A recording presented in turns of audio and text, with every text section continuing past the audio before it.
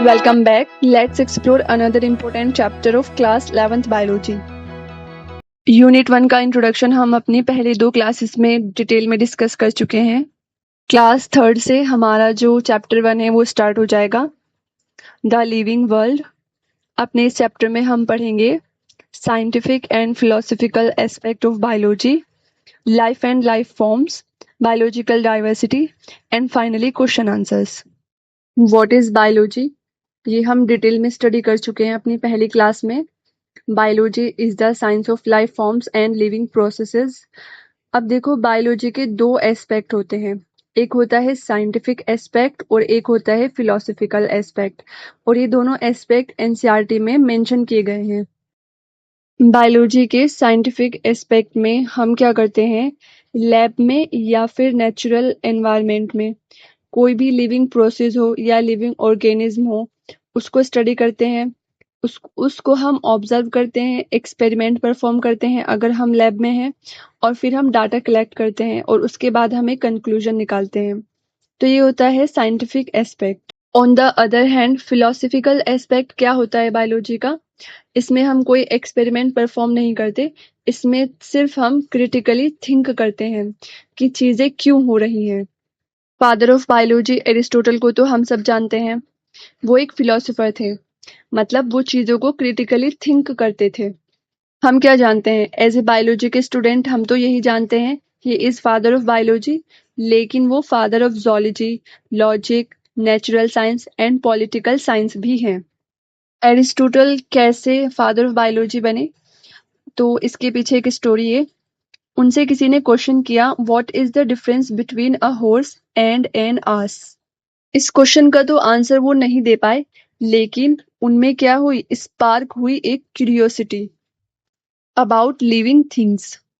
उन्होंने क्या किया, एनिमल को ऑब्जर्व करना स्टार्ट किया, and this curiosity lead him to observe living things in detail. He classify animals, understand their anatomy, and explore life in a scientific way for the very first time. So he is considered as a father of biology. चलिए फिर वापस अपने scientific और philosophical aspect पे लौटते हैं और mobile phone की हेल्प से इसको समझते हैं। मोबाइल फोन तो हम सब यूज करते हैं। देखिए अब हम इसे बायोलॉजी में कैसे यूज करेंगे। अगर आपको एक मोबाइल दिया जाए और कहा जाए कि इसको एक स्क्रू की हेल्प से ओपन करिए और इसका जो इंटरनल कंपोजिशन है उसको एनालाइज करिए, इट मीन्स आपसे कहा जा रहा है कि आपको इसके साइंटिफिक एस्पेक्ट को स्टडी करना है। Why do we use phone so much? या फिर हमसे क्वेश्चन किया जाए, फोन इज हेल्पिंग और हार्मिंग अस?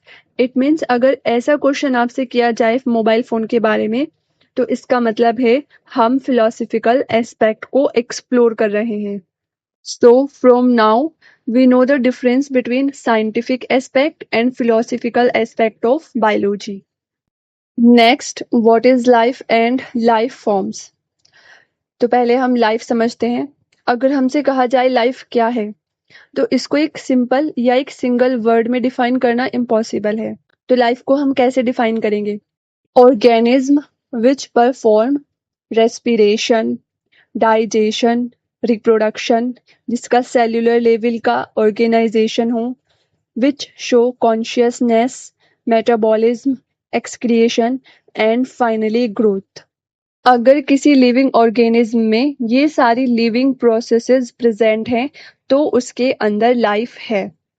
अब ये लाइफ फॉर्म क्या होता है, इसको हमने पहले भी डिस्कस किया है कि लाइफ जिस जिस फॉर्म में प्रेजेंट होती है वही लाइफ फॉर्म होता है। जैसे ये ह्यूमन रेस्पिरेशन शो करता है, और इससे आगे जो काउ है ये डाइजेशन शो करती है।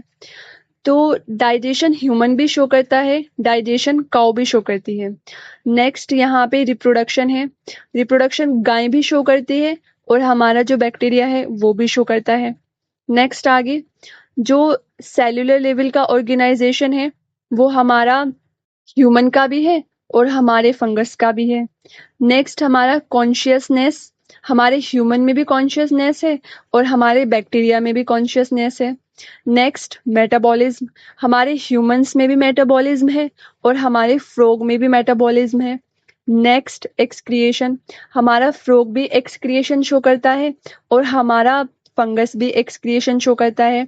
उससे नेक्स्ट है ग्रोथ, हमारे प्लांट भी ग्रोथ शो करते हैं और हमारा जो फ्रॉग है ये भी ग्रोथ शो करता है।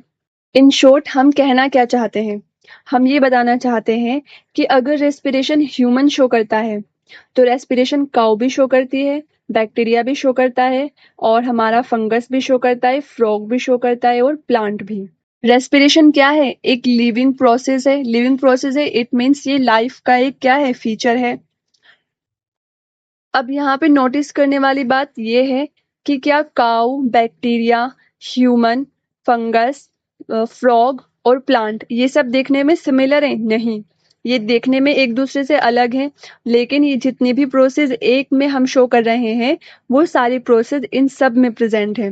तो इसका मतलब ये इनमें भी लाइफ है, बस इनकी फॉर्म अलग अलग है। इसी को हम लाइफ फॉर्म्स कहते हैं। I hope it is clear to you. Biological diversity क्या होता है? स्पीशीज इन रिचनेस, वही होता है बायोलॉजिकल डाइवर्सिटी।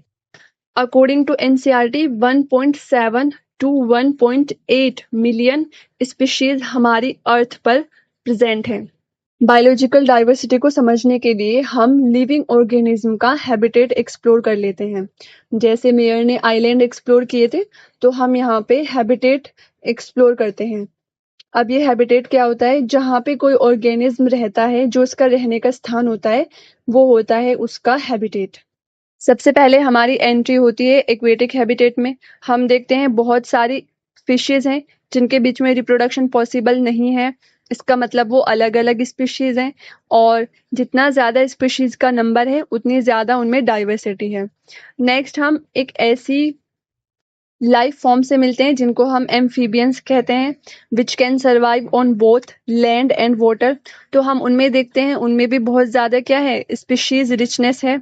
नेक्स्ट हम हमारे बर्ड्स को एक्सप्लोर करते हैं, उनमें भी बहुत ज़्यादा स्पीशीज हैं। नेक्स्ट हम हमारे मेमल्स को एक्सप्लोर करते हैं, उनमें भी बहुत ज़्यादा स्पीशीज हैं और बहुत सारी ऐसी स्पीशीज हैं जिनके बीच में रिप्रोडक्शन पॉसिबल नहीं है, यानी वो स्पीशीज रिचनेस में रिच हैं।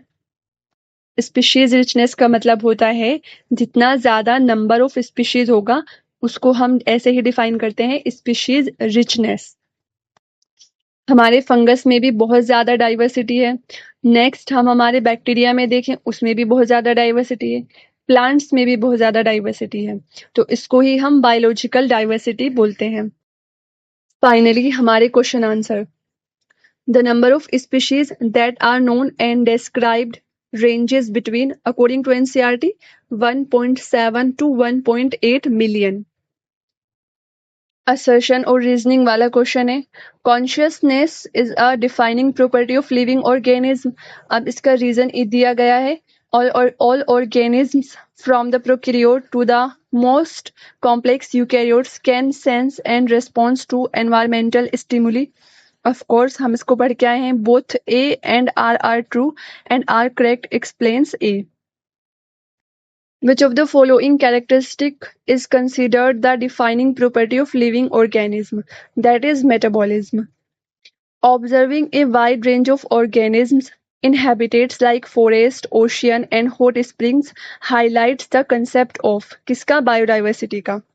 जैसे हमने एक्सप्लोर किया था एक्वेटिक में, है ना, एम्फीबियंस को हमने एक्सप्लोर किया है, टेरिस्ट्रियल यानी हमने प्लांट्स को भी एक्सप्लोर किया है, और हैबिटेट जहाँ पे कोई लिविंग ऑर्गेनिज्म रहता है। Next assertion and reasoning again, living organisms are found in diverse habitats such as desert, ocean, hot spring and cold mountains. ये तो सही है।